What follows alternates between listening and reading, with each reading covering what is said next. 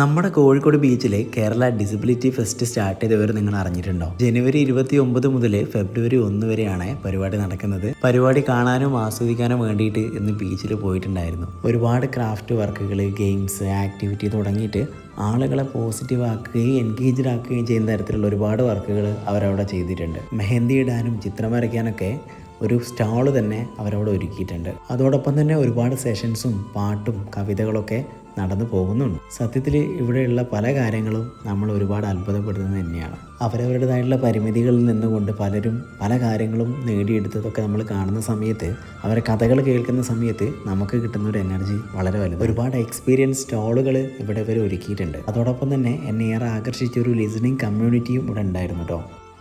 മറ്റൊരു മനുഷ്യനെ ജഡ്ജ്മെൻ്റ് ഇല്ലാതെ കേൾക്കുക എന്നുള്ളതാണ് ഒരു ഏറ്റവും വലിയ കാര്യം. അപ്പോൾ മറക്കണ്ട, ഫെബ്രുവരി 1 വരെയാണ് പരിപാടി നടക്കുന്നത്. നിങ്ങളും പോയിട്ട് എക്സ്പീരിയൻസ് ചെയ്തോളൂ.